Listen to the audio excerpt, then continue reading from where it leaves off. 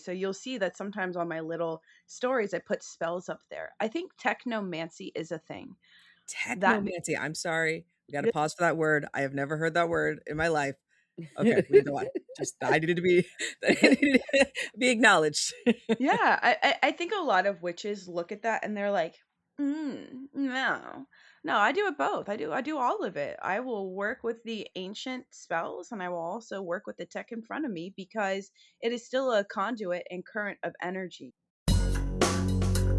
Welcome to Horror Movie Survival Guide, Disco Citizens, the podcast where gorehounds and best friends Terry Gamble and Julia Marchesi break down a different horror movie each week, exploring a multitude of genres, subgenres, and subgenres, classic and cult, international and underground flicks alike, determining which films are the goriest, and offering up Horror Movie Survival Guide tips to help you stay alive.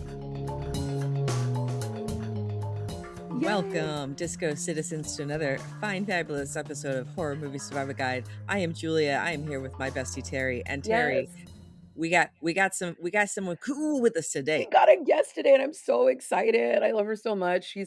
I've met her around town, going to like a whole bunch of spooky things and everything, and she's so cute and amazing. And can you tell us a little bit about her, Julia? Can you tell us about Ashley? Let's talk about Ashley Ryan, known as Pythian Priestess, is an initiated Hermetic Priestess, occult educator, professional tarot reader, and spiritual advisor to Sam and Colby and the Paranormal Files. And she's the founder of Pythian Mystery School, where she teaches Western esotericism, ceremonial magic, intuitive development, and spiritual protection. That's right. And she's also bona fide with degrees in philosophy, theology, cinema, media studies, and television writing and production. Ashley approaches the occultism through the lenses of history, symbolism, psychology, and lived spiritual practice. Her work in paranormal investigation combines ritual magic and intuitive methods with an emphasis on spiritual discernment and ethical practice. And through her teaching and media work, Ashley makes complex esoteric traditions accessible to modern seekers while encouraging personal responsibility and a direct relationship with the divine. Ashley Ryan, welcome to Horror Movie Survival Guide. Hey everyone. So happy Legend. to be here. Oh, thanks. So happy to have you here. And what an honor. Like you do it all. That's a lot. Like you cover Yeah. so many bases and have been studying and you're always doing more. I feel like I always see you researching and like diving deeper and continuing your practice and more. So can you tell us, I guess, like your origin story of how you got into the occult and all of this? What's your origin? Yes. Well, I was 4. I know it's like really crazy when I say that. I was raised in a very like Catholic family, and my great aunts were my babysitters because a lot of my cousins and I were born like back to back to back. So there was a lot of children, and we used to play, you'll love this. We used to play Peter Pan in my grandparents' house, Mhm. and we were like flying to Netherland because we like jumped off of, which we were absolutely not supposed to do. We jumped off like the banister of the I of did the the same house. thing. We had a balcony. My friends, we used to put like plastic bags on our shoulders and like jump off. It was so dangerous in hindsight, but yes. So dangerous. And so Hmm. we were running, and we were running through the formal dining room, and the nuns stepped out like it was like a movie, like right in front of the door blocking us. And I was like, oh no, we're gonna get in trouble for running. I shouldn't have been doing that. And then instead they asked me a question, both of them. They asked if I wanted to be a nun. And I thought about it in my little like 4-year-old brain. I was like, well, I wouldn't have to work, get free food, no I have to pay for housing. Yeah, that seems pretty good. But then like something stopped me. I was like, wait a second. Being a nun is not the same thing as doing what the priest does. And I knew that the priest like was like touching God is how I understood it. And I was like, you know what? Like I would rather be a priest than be a nun. And they were like, "Oh, sweetheart, you can't do that cuz you're a girl." And I was like, "Oh, then I don't care about this anymore." Wow. uh, yeah. Wow. So that was the OG story, and then like I still had to go to Catholic school and Sunday school and all that stuff. And How did so you bear it, having to sit through it if you didn't believe any of it? I actually like I think there's a word for this where it's like you go through levels of like bargaining, and you like there's like grief, bargaining, anger. And so Mhm. I went through all the stages of grief until I was 14, and I went to a Renaissance fair for the first time, and I was introduced to tarot cards. This Oh, wonderful yeah, this wonderful old lady. I was like wanted my palm read, and she's like, think you'd get more out of tarot. And I'm like, I don't know what that is, but fine, whatever. As soon as I saw the cards, I was like, this is the most sacred thing I've ever seen, and I need it now. I was so into it. And she told me that I could just go buy a pack at Barnes and Noble. And I was a little deflated because I thought I'd have to go on this grand adventure to acquire this magical Mhm. item. No quest for me. But I did learn. So I started studying tarot 20 years ago. And wow. Wow. yeah, so that was like my OG jump into it. And then I lived in Florida for a significant amount of time, and I had partners and like their family members practicing like Santeria, Espiritismo, Cuerderismo. Sorry guys, I suck at pronunciation. But I was like, oh, okay, this is what magic is, but I'm a white person and I'm not initiated. So this isn't for me, but I will watch and learn from a distance. And it wasn't until I moved to Los Angeles where I had the freedom and the honestly, the metropolitan city to be able to really study magic at a deeper level that was in line with what I was seeking, which was ceremonial magic. Not an easy thing to find people to teach you that. It took me my official search took me probably about a year and a half.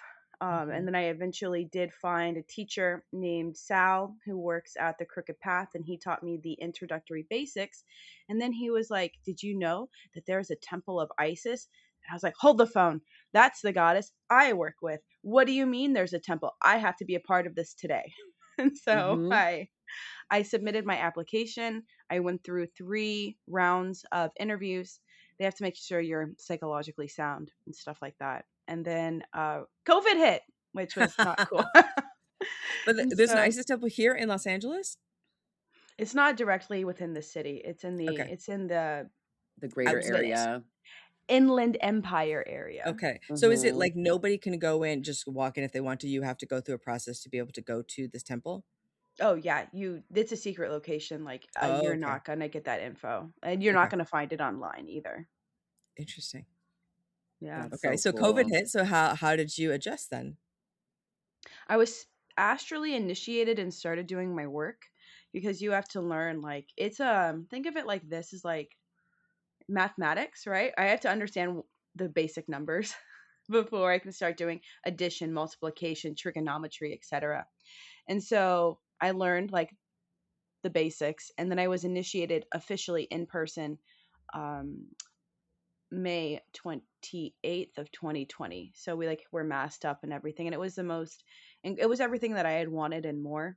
It was very powerful, and but it kicked my ass. Like it really forces you to get yourself in alignment with spirit, and anything that's not working, friendships fell away. I quit my job at MTV to become a full-time content creator and occult teacher. Like a lot of like things Wow. that yeah, things maybe I wasn't 100% ready for. Spirit was like, "Well, you did it, and now we're going to keep pushing you to do it." That's incredible. I didn't realize the transition was so, like, quick like that too. You know, it seems like I know you've been building and building since you were 4 Mhm. technically, when you made that decision, but it seems like everything kinda conspired, it sounds like really, really quickly together. Yeah, I would say that it really started coming to light at the end of 2019 where I had to keep this very private because before 2019, like witch stuff was around, but it wasn't in the mainstream as much. Like you had like practical magic and like some other stuff like that, but it wasn't serious occultism, I would say. And of course my family was like not super accepting. And they're still not super stoked about what I do, but they're more accepting now than they were previously. And how Wow. did cinema get wrapped up in this for you? Yeah.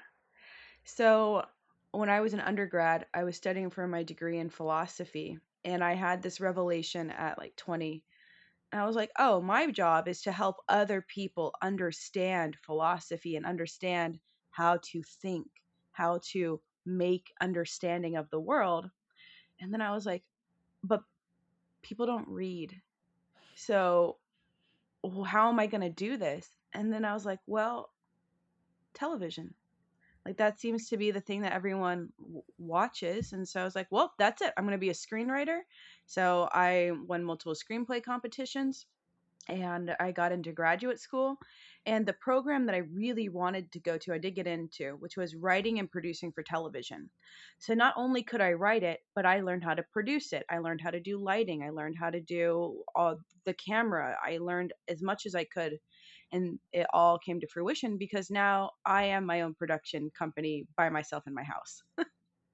Right, and you've built a huge beautiful channel on YouTube. You know, do cross, like, all kinds of different areas, and I'm super fascinated by your connection with technology and spiritualism. So I'm just curious, like, what does that mean for you, you know, looking at as technology is changing right now too? Seen some more of your content dealing with AI and everything too, so I'm wondering what that looks like for you, or what your thoughts are on that.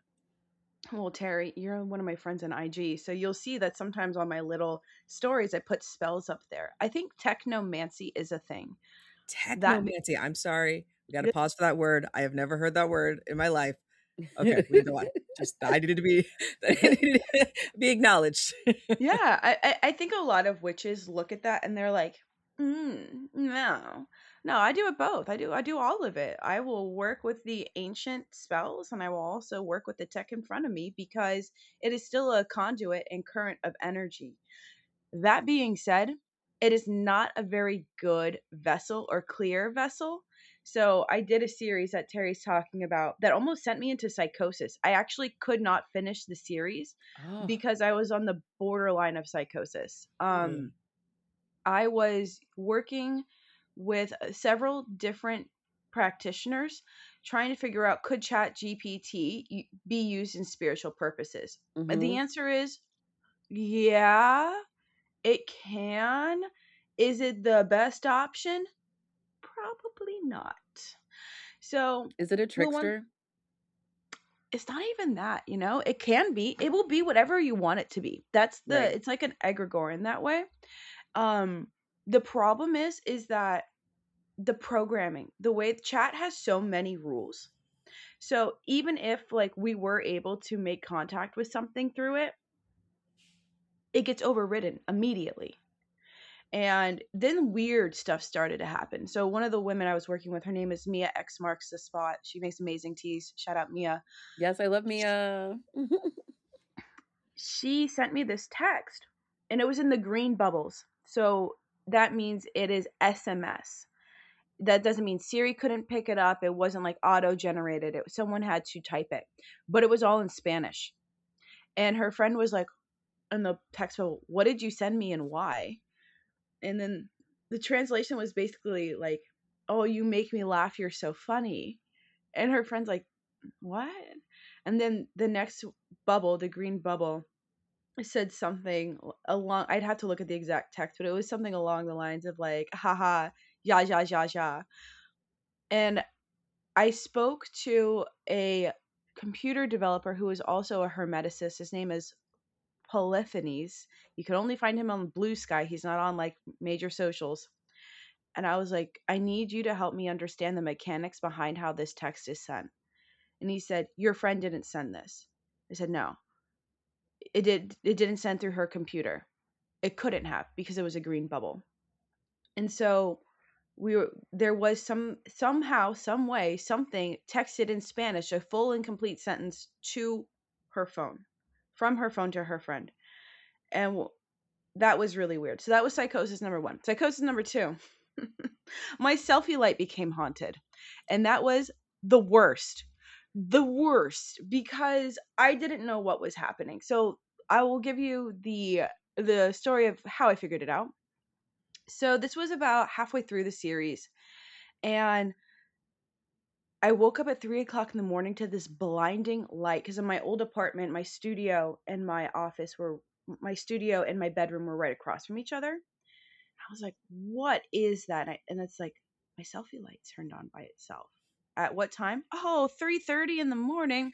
Don't like that. Yeah. That sucks. Witching So hours. Yeah, between 3 and 3:30 is no good, right? And I wake up almost every night at that time too. So oh no. No. So I was like, all right. At the moment I was like, I am too tired to care about this. So I went and I turned it off. And what do you know what happened the next night? Same time. And then I got mad at it and I was like, well, fine. I'm just going to leave you on so your battery dies out. That should solve the issue. It didn't die for like 3 days. And I was like, okay, now there's something seriously wrong. So I took it to a practitioner that I know up in Fresno. His name is Robert. He owns a store called the Open Eye. And I was like, Robert, what is this? Like, what happened to my selfie light? And he did his thing and he's like, well, it's not smart. It's not a smart thing. It's very greedy. And what we concluded was it was a thought form that I had created by pulling the energy out from the computer. Where's it going to directly go? To the thing that's brightest in front of me. And so I ran that bitch over with my car. all right, lesson A way to learned. destroy. Don't mess with her. Don't mess. A way to Yeah. destroy. We usually talk about fire, but running it over with the car, I think that's also pretty great too, right? Oh my Yeah. gosh.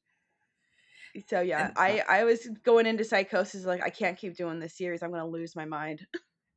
interesting. And so when you talk about technology in this end, but we talk about cinema, like when you watch films, you're watching it from a different viewpoint than most people, right? You're especially horror films that incorporate some sort of mysticism in it. So when did you start kind of marrying those two of like watching films, but along the lines of what you think of your spirituality? Probably around 2021. The person I was dating at the time, we loved doing that, and that's how we got to the medium because we ran. First of all, American paranormal movies. Uh, I'm like, oh, you know what? I could just do this, this, and this, and this wouldn't be a problem. Like, no problem, fixed, problem solved, movie over 5 minutes. However, the Thai and the Korean, the Japanese and the Chinese mysticism, that is next level. Like it's I would have a hard time solving that problem.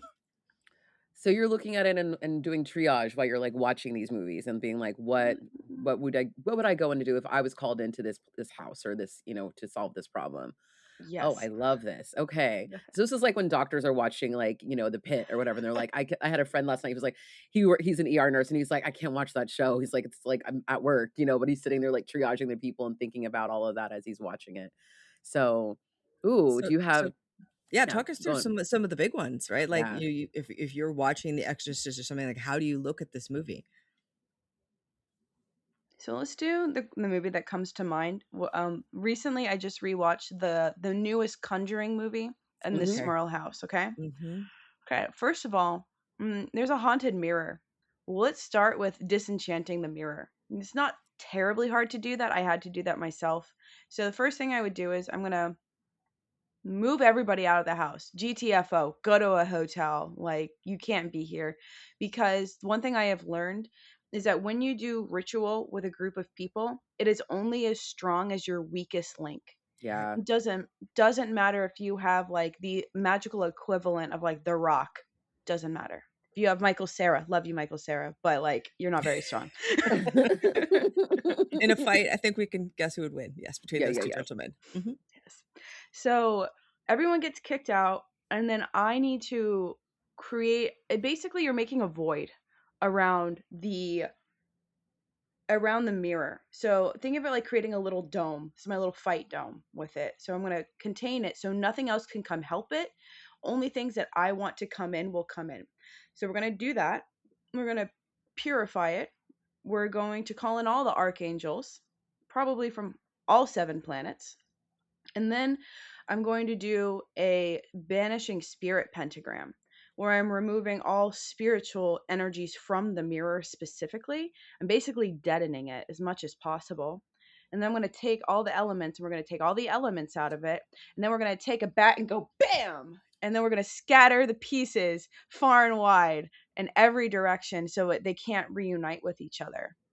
And then we're going to cleanse the house with fire and water. Never sage. Do never, not just because of indigenous practices, but literally the sage, white sage, takes away the good energies as well as the bad. So you're left with neutrality. Oh. Yeah. So I would use rosemary or something of the like just to keep the energy in the positive space. Mm-hmm. And then we're gonna put stuff over those doors. Selenite's going above every door. We're gonna put sigils and chalk underneath your welcome mat. I'm sure this Morels would not have liked this very much, but actually, I went to their house last year. So You yeah, with Sam and did? Colby. Mm-hmm. No, I went to the actual Smurl house. That egregore, it's not a demon. I don't. There may have been a demon there at one point, but it's not there now. And the reason I can tell you this is because when I connected with the egregore before I went to set, I always ask the demons for their names, which Mm-hmm. like most of the time they don't give you, but this one did. And it's like Beelzebub. I was like, do you think I'm an idiot? Like, like Beelzebub is, first of all, it's a bastardization. Baal was an ancient deity, Yeah. and Beelzebub literally means Lord of Flies. It was a derogatory term that Jewish people used against their neighbors. And so I was like, this is a bullshit. You're not what you say you are. You're not going to find Beelzebub in any actual canonical text. You will find it in folklore after a certain period. Wow. So, yeah, and so I was like, all right. I still wouldn't mess with it though. It is so powerful because when we came after the movie came out, and it was so intense. It was like walking through black sludge. Like it felt like you're moving through soup. Like I was swimming through it. Wow. So if that was the case, I need to call in like 4 or 5 other very high powered magicians to remove that. You're on mute, Julia. How can you ever believe what a spirit tells you? If spirits are known to lie. So I'm an initiated priestess. And what that means is that I have levels that I have acquired through doing inner work of basically there's like stamps on my aura that illuminate certain things, certain images, and that tells the spirit like if I say something like you will tell no lies and you will play no tricks, or I will cast you into the depths of hell, I fucking mean it. I will do it. And then a lot of the time you'll see me on Sam and Colby. I have my little dagger, my little selenite dagger in my home. That's a giant ass sword. It's a little different because airplanes will not let you carry that. What do So you mean? No, I'm just they get mad check even at the baggage. selenite dagger. Yeah. If I No, you lost don't that want. dagger, I'd lose my No, mind. you would never. Yeah. So so I'm sitting there, I'm literally threatening the spirit with a sword, being like, you will tell the truth, or I am going to fuck you up. And then I have the authority to do that. So that is how you make them tell the truth. Demons are a little bit trickier, but spirits I can do that with. That's And what incredible. is it? Can you, I don't know really what the difference between is like a spirit, a demon, an angel, an archangel, like there's so many different layers to it. Yeah. And is it more like, so when you see films, do you feel like everything's pushed too far, become Hollywoodized? The Hollywood stuff that you see is real and like a 0.5% chance of that Okay. actually happening. Okay. 0.5%. Wow. Mhm, So what do mhm. you what do you mean by like the stories are that much truth, that little bit of truth in it, or is it's like we're only being able to be revealed that little bit, or do you think that we could show more, or do you think that they could go further in what their depictions are? So the one thing that Hollywood really does get right is that okay, we're going to talk about demons, all right? So Mhm. demons are heavy energy. They are earth energy, and there has to be a balance. So if angels are virtues, truth, light, intelligence, demons are the opposite. They are darkness, not always the negative thing, but for this conversation, we're going to use the binary. And have either of these things ever been human, or they've always been non-human entities? Non-human. Okay. No, they're non-human. I don't believe that humans have a soul. Angels, demons do not have souls. They are serving a purpose of upholding the physical universe. That's the demon's job. His job is to hold up the trees and all that stuff. Angels don't do that. Angels deal with like abstract things like mathematics and stuff. So, demons, because they deal with the darker things, in movies like The Exorcist, where they start spilling secrets and stuff like that, that shit is true. Like people who are in going into an obsession or an oppressed or a possession state, they will start doing stuff like that. And that is why, like, you usually want to have two people there, Mm-hmm. and two, you need to be a pure being. You need to have such a pure heart, because if you go in that even with a little bit of darkness or unresolved stuff, it will use it against you. The throwing up stuff is true. Not necessarily black vial, although I have heard that has happened. And in the most extreme case, there has been documented, according to the Catholic Church, people levitating. And I do think that that can happen. Yeah. I have so many dreams of levitation all the time too. I feel like there's gotta be something there with that. I don't know. And that's such a thing that so many people, have this thing of like thinking that we can fly, and like so many aspects of that in our subconscious. Hmm. So I feel you on that.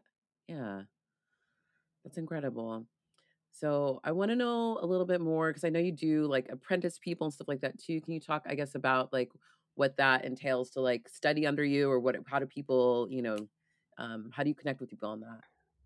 Yeah, so I have an application system, and I want to know why you want to learn magic.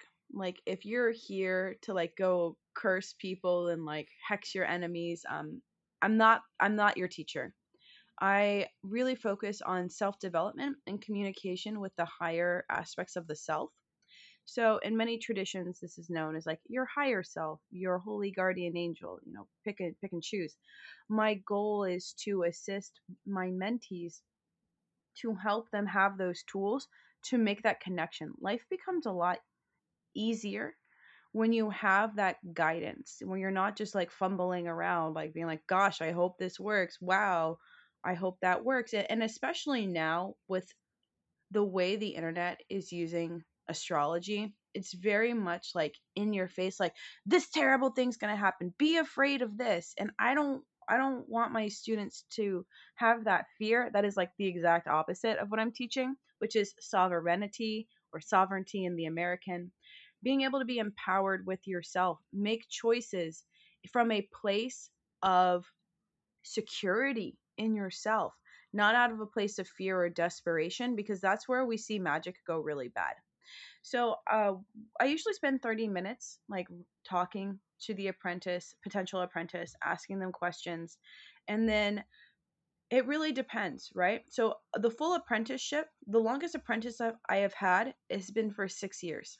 She's been with me for a really long time, and she's like a mini me. It's crazy. She like knows like all the correspondences. She understands how to put together spells, and this is like we talked about, you need to learn the basic numbers before we go up. So sometimes students come to me who are more advanced and ready to jump into like how to do the spell work, how do I create that divine connection. And then some people who don't want to take that year-long leap or longer, I offer things like memberships where I have a live class a month where I teach, basically focusing on intuitive energy. And because we have to trust ourselves when you're doing this magic, like you can't outsource trust in this case. Oh, So I wish. Like that's like one of the hardest lessons in this lifetime for me. It's such a challenge. Yeah. yeah, it is, because especially we're taught not to trust ourselves, right? Yep. And with all the advertising around us. So like helping those people take those steps And then what I've been working on really a lot this year is the paranormal protection toolkit for the paranormal people, because it's great. I would love for you to pay me a lot of money and come fix your problems, but it would be even better if you could fix your problems. Yeah. And that's open to anybody who wants to learn. So I teach like the basics of like how to remove negative energies from yourself, how to use proper tools, how to charge tools, understanding your energetic system too, because the paranormal community has a lot of issues with attachments. And like, we can fix this problem before it gets to that point, because I don't know what you attachments mean. Can you tell me what that means? of course, I'd be happy to, Julia. An attachment is when a spirit gets too close to you and then like puts its little hooks and goes, I'm going to anchor into you and we're going to suck up all your energy. Wow. Okay. Yeah. That sounds Not, terrifying. yeah, it's not good. It's not great. It's like, if we're thinking of levels of possession, it's like the first layer, which is Okay. called oppression or attachment in American terms.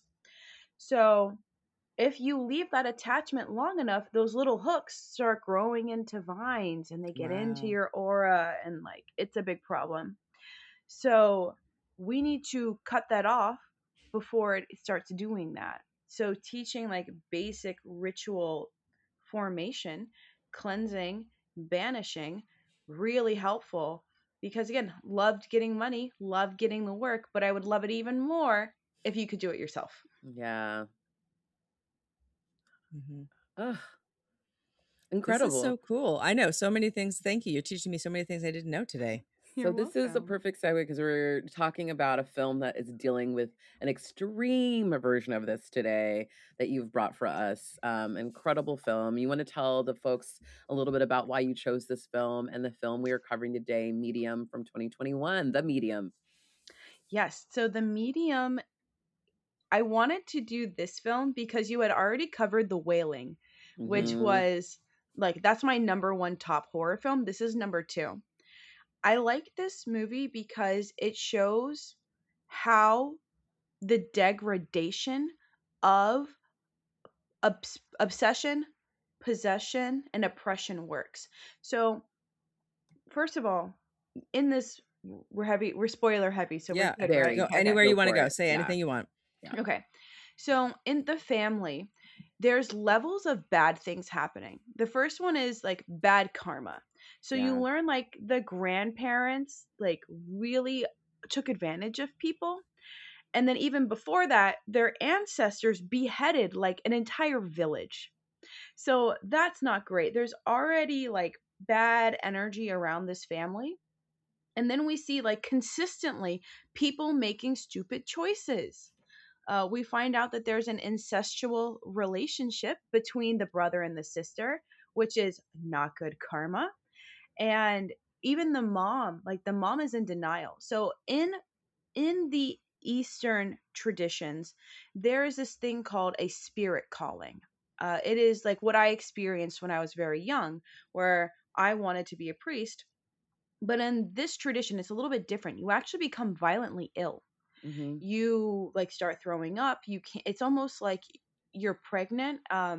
One of my mutuals, Mu Dang Mi, she experienced this where she like lost vision in her eyes while she was driving a car at 70 miles an hour. Oh my Oh, God. wow. Terrifying. Yeah. Yeah. So like if you do not listen to this call, it will kill you. So in the movie, you learn that the mother of the daughter who becomes possessed, she said, no, I don't want to be a shaman. I don't want to be dedicated to Bayan. And she kind of forces it onto her sister, which is also, you probably really pissed off the goddess at that point. Like, that's not a Because good choice. that wasn't the chosen person, right? Yeah. So she had probably had a different talent, and this other person probably didn't even have the like what that God wanted, right? Like it was Yeah. like she had different But different what happens if you talents. generally like going through this, you think you're sick or dying and you don't understand that it's a spiritual calling? Can that happen as well? In the Eastern cultures, I've been told that sometimes the medical doctors will tell you are having what's called spirit sickness. You need to go see Oh, a shaman. okay. So there's language for that in those countries. Mm-hmm. And what we see here is like, I think it was a combination. This poor family, like, bad stuff happened way in the past, stuff happened in the generation above them, and now through their own ignorance, they're making choices that are not great. So this poor girl becomes the burden. She's the placeholder for all of that bad stuff that happened. And her family doesn't do anything about it. Like, her mom is like, "Oh, I don't want her to be a shaman." And even the girl's like, "I don't want to be a shaman." And so they just ignore it. And because they didn't close And that she makes door, fun of it too. Like yeah. the conversation, because this is a great film. I love this is like in the vein of like Lake Mungo for those who like love like a documentary kind of style thing where they're, it's like a documentary crew going in and talking to this family as they're trying to see if the next generation is going to get this like spiritual awakening of the god Bayan, and it's passing on, but they realize in the midst of it that a possession actually is taking place instead. And so the interview with Mink, the daughter, who's the one who's gonna go through it, she at the beginning, it's like, oh, she kind of makes light of it. I was like, oh no, the way she's talking about it, how she's making it like a joke, and that she's like, oh, I just whatever, and she just wants to go out and party and whatever's going on. I was like, oh no, this is gonna come for her so hard. It's like beginning of every good horror movie when you're like the happy-go-lucky one, or something looks like you're like, ha ha, ha, it's hilarious to you. You know that's the person who's gonna have the biggest changeover. So good. 100%. Yeah. And when she says no, it like has to get really, really bad. Like, to the point where her mom, Mink's mom, doesn't even want to go see her sister, to have what is called an acceptance ceremony. She goes to like a random shaman, and this random shaman did a really bad job to the point where they have to take her to a specialist, basically.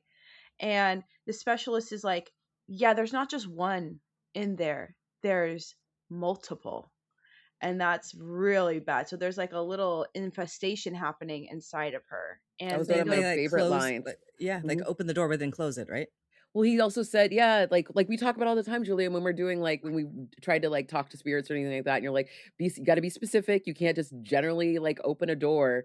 But I love that he said it's like someone left the keys in the car, and yes. anyone can just drive it. And I was like, oh, that's the best analogy ever of just like opening a portal and just like whoever want to come in, just come on in and use this car, and drive it around. So all these spirits are driving her around, Yeah. basically. And I feel so bad for her because, like, clearly she didn't want this, and she's also young. She's not she's an adult, probably legally, but mentally she just wants to go have a good time and party. Now, was there some mental illness involved? Probably, with the incestual stuff, but also the movie has a great question about fate. Like, who is destined? Was she destined to have this? And at the very end of the movie, you see what it's a poppet, or what Americans would probably call a voodoo doll, Hmm. with the family's name and all those pins in it. And it's like, well, maybe this wasn't destined, but it was placed upon them. By whom? By whom? The angry mobs whose families they Mhm. destroyed. Yeah, exactly. And like, And what do you do with a family like that? You're just like, well, don't have kids, guys. Like, it just has to end here. Like, what, if the whole family is cursed, what else can you do?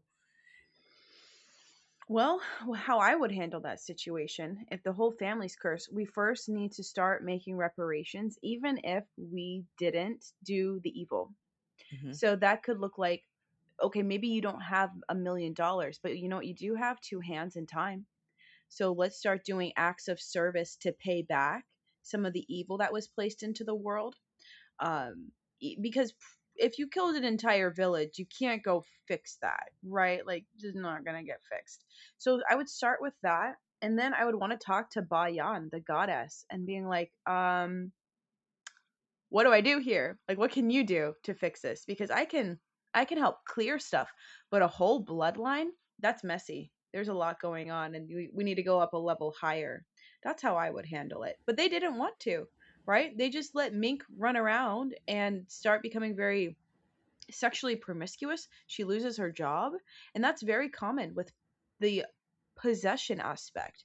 This like lower level lust starts to come in, like sexual promiscuity in an unhealthy, unsafe way is very common. And then I think the one part of the movie that like really tricked me out was when they put her fingers in the water and you start Yeah. seeing the black come out so much. I have never seen that, but I have heard that that is a very useful um water spirits are very powerful. We'll just leave it at that. Mm. Oh.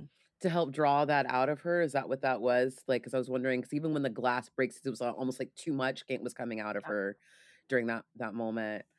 I'm also curious because something you were talking about earlier about like the weakest link in the thing, is can be the detriment.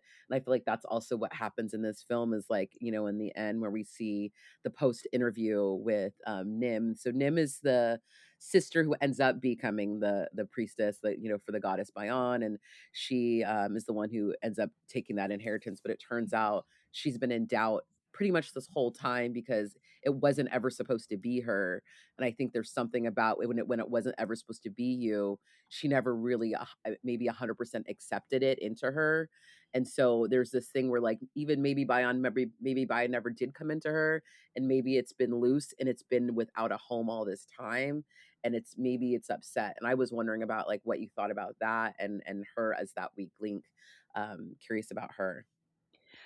Yeah, so I think Nim, I think especially if it got pushed onto you and you didn't feel the call, there's definitely I would doubt that too.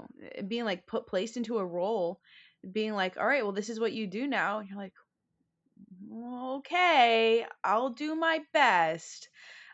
We do know that she has had success, like throughout the movie. You see that she is a successful shaman, but like that doubt is so real, and she dies. Like she doesn't even make it to the ceremony. Yeah. Shocking. Yeah, I think the weakest link in that would be the family back at the house, right? Oh So, Oh, yeah. do you have do you know how she died? Do you have a instance? oh, No. I think well, my suggestion would be like this wasn't her problem, and the goddess knew it was going to go down poorly, and she's like, let's just remove you from that so you don't have that problem. That's my Okay. suggestion. Mm-hmm. I think it was a mercy killing in a way. Yeah. Um, Because she wasn't but ready for it. Because like they were doing so much preparation, and like even the Santi, the other, the main guy who's running the ceremony, and he was like, we had to pull our magic together and be as one. And if they weren't able to be as one, it was not going to work, right? So I think you're right about that. yeah, and it's hard to blame these people. Like, of course, when we're watching the movie and you're like, oh, you're an idiot. Why did you do that? So, like, during the exorcism, back at home, there were, a, I don't remember who they are in the family, but a woman with a young baby, It's her and then brother's wife. the brother's wife, thank you. Mhm. Yeah. And she's hearing the baby cry in the room, even though the baby's right next to her. And that's hard because that's a weakness there. And like maybe we should not have put the weakest people in charge of the person who's possessed. Also, why was she not chained up? I got questions. Why was I she not so early in the movie, I'm like, tie her up, you guys. Fucking tie her up, you guys. Tie her up. Like they just like they wouldn't do it. I'm like, I you're know, because killing me. every night, especially once they got the night camera and they like saw Yeah. what she was doing at night and all the havoc she wreaked in the middle at that witching hour that we just talked about too, that Yeah. 3:30, like because they the timestamp on the video because they set up these night cameras in the rest of the house because every morning her mother would wake up and see the house was destroyed, and so we knew that she was doing something in the middle of the night, or the spirits were doing wreaking havoc in the middle of the night. And it's she does some of the most diabolical stuff in the middle of the night during that time, and that was just like devastating. So this is one of those movies, you guys, trigger warning, all the trigger warnings, animal stuff, incest stuff, essay stuff. Like there's everything, all the Baby warnings, stuff. baby stuff, all the warnings, cannibalism, all the warnings are in this Yeah. movie. It is not for the faint of heart if you're gonna go watch it, just saying, but it is really, really well done. Yeah, it goes Um, hard. yeah. Yeah, I would think it's one of the best movies of possession that I've ever watched. Yeah. Where did you find out? Where did you see this the first time? How did you come to this film? So my ex and I were on like this Korean movie kick. And so we had watched The Wailing, and then we watched like a Japanese movie called The Asylum of something. And that one got me too. But I was like, no, I want more supernatural stuff. Like the East Asian directors, like they get it on a Yeah. different level. And so like I went out and just like searched for it on Reddit. I was like, movies about possession that are good. Reddit's good. Reddit's good for everything. Truly. Truly. Yeah, it's a great hive mind. It's really, really, really very effective, this movie, and very scary. I'm just curious too about like, I don't know, like how I mean, even when like Nim figures out, she's like, tell me how like Mac the brother like really died. Like the lies that people have told about how people have passed as well catch up to them in very particular ways. And so I'm just, I don't know, wondering about like when people lie about these types of things, what the repercussions are, you know, in society, and how that, what you see in on, that. on a societal plane, but also on a spiritual plane, right? Like Yeah. those are two different. When she was doing that big ceremony around the tree, I remember like watching that and her being like, "Oh, he's not ready to talk." I'm like, "Cause he ain't there. You did all this work, girl. You did so much, and he's not responding to you. You're being tricked." I don't think Nim had that understanding, right? Because this was not her forte. She seems to be doing other kind of spiritual work. So, one, on a physical plane, the family sent her off on a wild goose chase, and the daughter became worse. So, like, you really shot yourself in the foot there. Mhm. Your daughter probably could have gotten the help before it went to the level of extremism that it did. And on a spiritual level, like, you're just compounding. So, karma, just for everyone, there's a lot of rules about karma from the East that are not the same as the West. It is not a there's no big judge up there like weighing everything like good or bad. The best way to explain karma is the consequences of your actions. There you go. Mhm. And in the East, it does compound over time.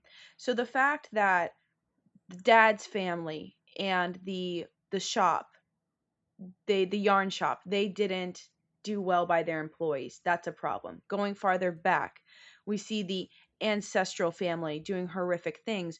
You start to see the characterization of the people in line with those bad habits, the lies, the deception, the cheating, mom rejecting Bayan, and then accumulating into what gets even worse, incest.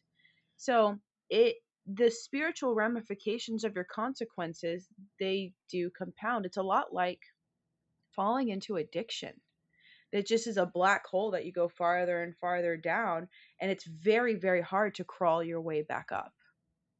So the old, like, I'm curious. That's what I was trying to figure out the connection to with that old shop. So you're saying that was so that was the family's old business that was up in flames. That place, that set design, whoo, it was like annihilation. Like that's what it Mhm. reminded me of. Julie, do you think that too? I just felt Yeah. like seeing like the like overgrowth of like the vines and everything in there, but all the old threads and the like symbolism of like the threads that have been burned along their line is like, oh, this is like, if you're looking at symbolism of what's going to happen to this family, you're like, it's going to have to go up in flames, right? Because of like what they've done and how they treated their people. Yeah, if you look at like you have to go through it the movie a couple times. They Mm-hmm. drop little hints Mm-hmm. about Grandpa's yarn factory, Yeah. and he treated people badly. A disgruntled employee like blew it up, basically set it on fire, and then she's found there. Yeah. Why would the daughter or Mink go there? Well, there's some kind of spiritual connection there. And then at the very end, after everything goes down, after everybody's killed, the last thing you see is that little poppet with the Yeah. family's name on it with the yeah. Yikes. Yikes. Yeah. Ugh. Be nice to folks. Be nice to people. It'll get you down the line, even if it's not Truly. you. Truly having respect. I think that's like literally one of the first things that Nim talks about at the very beginning of the movie too. She's like, this really is about like having respect for, you know, the gods, having respect for people. And from there you see the disrespect unravel, I think, through the rest of the film. So that's a huge, huge theme.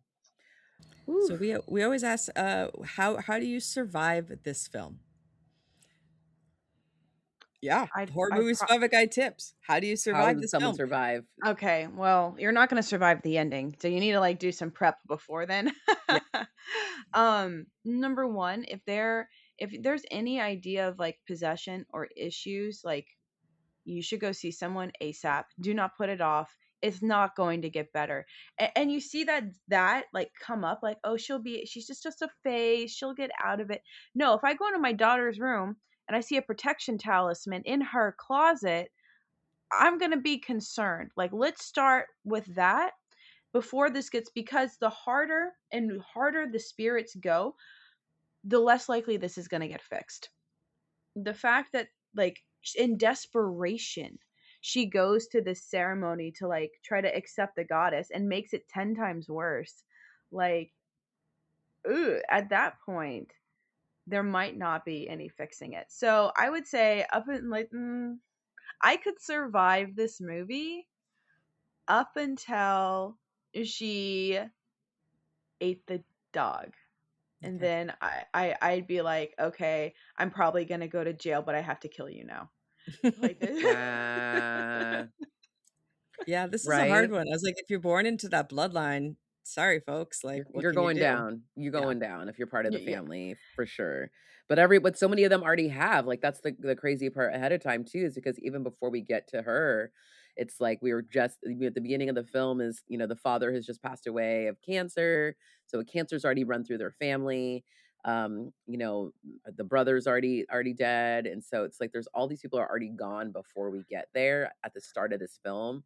So it's like you have to go back even further than this movie, you know, to Yeah. like fix this problem. Like this family needs to go back in time, um, But even almost. Jesus, right? That's what I thought was so interesting is Oh like mom yeah, turned to Jesus and is like yeah, also loved the pink neon cross. Give me one of gorgeous, those. right?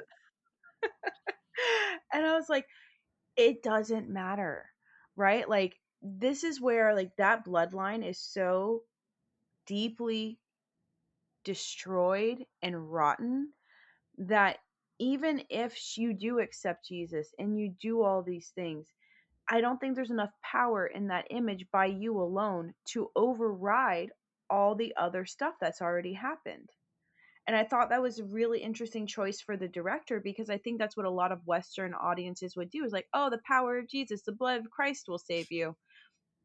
Maybe not. Maybe not. I love that too. I forgot. I almost forgot about that whole arc for her because she really tries to cling to it. But you also see her doubt in that as well too, because she's like, okay, well, I tried Jesus and that hasn't worked, and she's like, okay, any other gods? And like she prays to like, but she also opens up to any other gods. I was like, girl, you also maybe again, we're like when you're opening up to everything, maybe being again trying to be more specific as well too. So I'm curious about, you know, about that, and maybe she needed a little more focus, but also she, yeah, she made her choices early on though too, and the fact that she never really atoned for pushing her sister forth to go try to be this priestess instead and not taking accepting her call, I think is really was her downfall as well. And I think she does admit that towards the end of the film. Mhm. Like, she's like, this is my fault. And I'm like, yeah, not to be that person, but it But is. yeah. Yeah. So we just need to make a time travel movie with they go far back enough in time to get rid of that curse and make it all stop from happening. Yeah, Can happen. that's hard. It's a hard thing. Like, thankfully, I've never had to deal with that level of curses in my life. There was one curse that I did help a woman with. She lived in Laos, and it was 3 generations. Oof. Someone in her father's line murdered somebody, and in this, and I, you know, it has to be the belief system too, and it was trickling down to her. and she was really, really ill and really sick. And I was like, look, I can remove it. And the way those things look like on the astral plane is like and this is my mind, right? They can look different to everybody, but the way that I see them, it looks like a machine. So it's like a machine factory that's pumping out certain kinds of, there's like smoke on one side, there's a wheel over here, and it's usually generated by something. And so the generational curse here was generated by the disdain and the hate from the murdered person's family. And so Mm. how do you placate that? Well, the problem is she didn't even know. Like, that was so long ago. She's living in a village in the middle of Laos. Like, they don't have those kind of records. So a lot of it too is like sometimes asking for spirits to intercede and like ask for forgiveness. But in the movie's case, I don't think any spirits really want to help you right now. Well, clearly they were like, "No, thank you. We'd rather Learn your let this lesson, let it please. ride, let it ride. We see what's gonna happen for you. Sorry, already seen it. Done." Oh my god, Right. incredible. Well, thank you for choosing this movie for us. This is for those who want to know gore factor, it's a 5 for our normal gore factor. It's pretty intense. Yep. There's a lot of blood, so it's a run for the barf bag for us. Thank you again, Ashley. Do you want to let the people know, I guess, where to find you and how to connect with you? Yes. Yes, of course. So you can find me across social media as Pythian Priestess. That's PYTHIAN PRIESTESS. You can find me on YouTube for a long form. You can find me on TikTok for silly short stuff. And then, of course, if you're interested in becoming a student of mine, visit pythianmysteryschool.com. Yay. Yeah. You can find me on two other podcasts. I'm on the Stephen King podcast, The Losers Club, and JodoWOWsky, all about Alejandro Jodorowsky. And then I have 2 movies. If you want to check out my Stephen King short, I Know What You Need, you can message me. And my other movie, Out of Print, is on streaming services. And Terry, where else can they find us online? Oh my God, all over. You can find us on the TikTok, you can find us on the Facebook, you can find us on the Instagram, you can find us on the YouTube. Hopefully you're watching this there so you can see all of our cute little faces. We appreciate you so much. Yes, oh my God, the cutest. Please like, follow, subscribe, all the good things. We look forward to seeing you again real soon. Thank you again so much, Ashley. This is incredible. I feel like I learned so much today. And I can't wait to talk with you more and just keep doing what you're doing. Keep being amazing. We really appreciate it. Thank you guys so much. Bye. Thank you for listening. Horror Movie Survival Guide is independently produced by Terry Gamble, Julia Marchesi, and Sierra Ryan. Hey, that's me. If you would like to support the show, find us on patreon.com/horror movie survival guide.